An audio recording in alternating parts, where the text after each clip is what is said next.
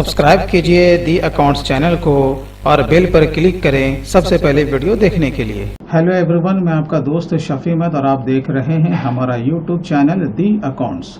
दोस्तों, आज का हमारा टॉपिक टीडीएस से है।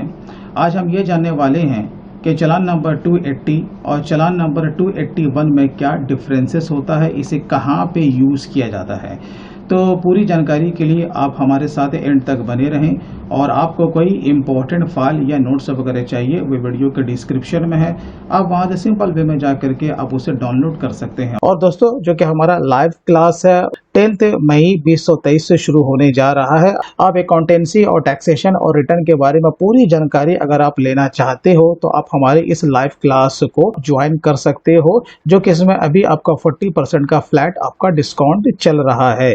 और इसके अलावा टीडीएस है, फिर आपका केवल जीएसटी है, या फिर आप कॉम्बो कोर्स को भी आप बाई कर सकते हैं।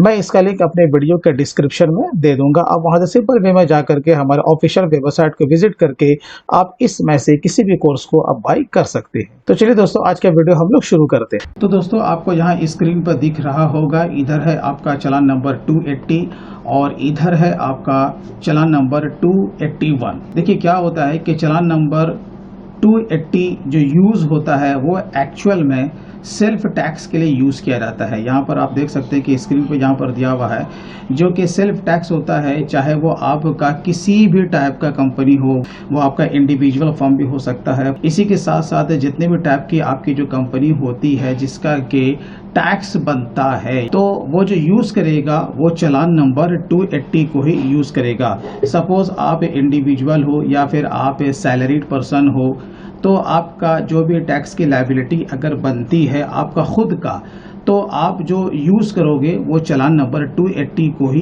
यूज़ करोगे, राइट। इसी तरीके से अगर आप अपना खुद का एडवांस टैक्स अगर पे करते हो तो इसके लिए भी आपको चालान नंबर 280 ही यूज़ करना पड़ेगा। ये तो हुआ कि अगर आप इंडिविजुअल हो, राइट। इसी तरीके से अगर कोई प्रोप्राइटरशिप फर्म है या HUF है या फिर आपका LLP है या किसी भी नेचर का कंपनी है, चाहे वो आपका प्राइवेट लिमिटेड हो, किसी भी नेचर का कंपनी हो, इन शॉर्ट अगर वो एडवांस टैक्स अगर पे करती है तो उसे भी चालान नंबर 280 का ही यूज़ करना पड़ेगा। और अगर कोई टैक्स की लायबिलिटी बनती है, वो अपना सेल्फ असेसमेंट टैक्स अगर वो पे करते हैं तो इसके लिए चालान 280 का ही यूज़ करेंगे। इसी तरीके से इनकम टैक्स डिपार्टमेंट से अगर कोई डिमांड अगर आता है तो उसका भी पेमेंट करने के लिए कंपनी को या उस इंडिविजुअल को चालान 280 का ही यूज़ करना पड़ेगा।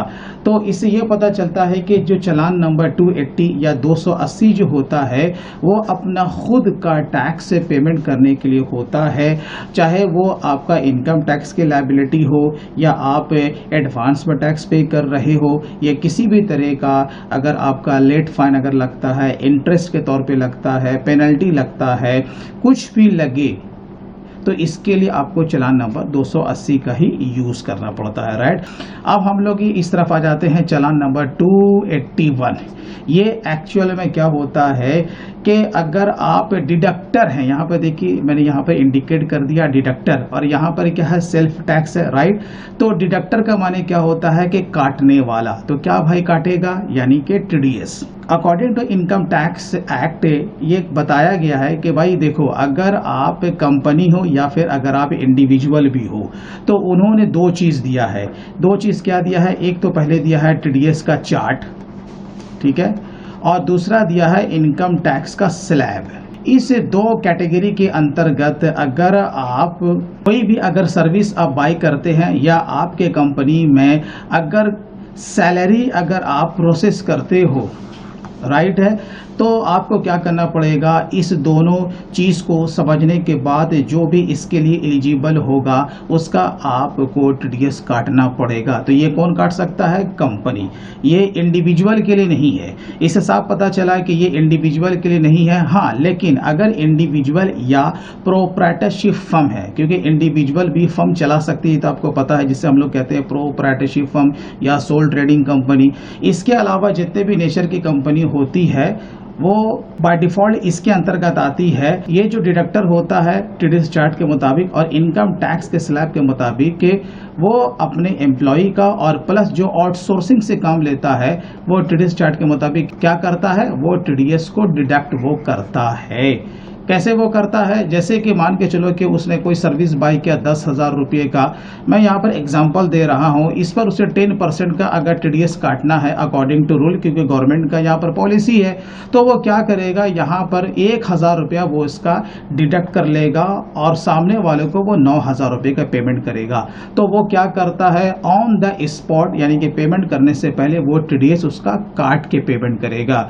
इसी कॉन्सेप्ट को यहाँ पर कहा जाता है टैक्स डिडक्टेड एट सोर्स कहा जाता है। तो अब ये जो 1,000 रुपया ये जो डिडक्टर अपने पास जो रखता है, ये उसका पैसा नहीं होता है, ये पैसा किसका होता है भाई, गवर्नमेंट का पैसा होता है, राइट। अब ये गवर्नमेंट को पे कैसे करेगा, इसका खुद का तो टैक्स अगर रहता तो उसने यहाँ पर चालान नंबर 280 में तो पेमेंट कर दिया, लेकिन ये उसका खुद का अपना टैक्स नहीं है। इसने क्या किया है, अपने एम्प्लॉय का या तो टीडीएस काटा है या फिर आउटसोर्सिंग से कोई सर्विस को बाय किया है जिस पर कि उसने टीडीएस काट के अपने पास रख लिया है। जैसे कि मैंने एग्जांपल के तौर पे बताया कि इसने यहाँ पर 1,000 रुपीज टीडीएस के तौर पे काट लिया, अपने पास रख लिया। अब वो गवर्नमेंट को पे करेगा, तो भाई कैसे पे करेगा, तो पे करने के लिए कोई ना कोई चालान तो होगा ना, हाँ यस। तो इसके लिए कौन सा चालान है, चालान नंबर 281, बहुत ही सिंपल है। अब देखिए ये जो चालान नंबर 280 जो होता है, इसमें क्या लगता है भाई, कंपनी का पैन लगता है, राइट। जो भी चालान नंबर 280 के यूज करेगा वो अपना पैन कार्ड का नंबर प्रोवाइड करेगा, मेंशन करेगा, तो वो क्या कहलाता है, परमानेंट अकाउंट नंबर, तभी वो उसके खाते में पैसा जाएगा, राइट।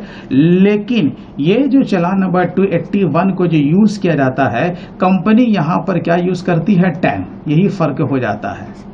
तो टीडीएस के लिए टैन का होना मैंडेटरी है। अगर उसके पास टैन नंबर नहीं है तो वो काट के तो वो रख सकता है, लेकिन उसे पेमेंट करने के लिए टैन नंबर होना बहुत ही इंपॉर्टेंट है। दोस्तों मैं उम्मीद करता हूं कि आपने इस वीडियो के माध्यम से ये सीख लिया होगा कि चालान नंबर 280 और चालान नंबर 281 में क्या डिफरेंसेस होता है। दोस्तों अगर वीडियो अच्छा लगा हो तो कम से कम अभी से लाइक ज़रूर कीजिए, और अभी तक अगर आपने हमारे चैनल को सब्सक्राइब नहीं किया तो प्लीज़ कर लें। तो दोस्तों फिर मिलते हैं किसी दिन किसी नए टॉपिक के साथ, तब तक के लिए take care and bye bye.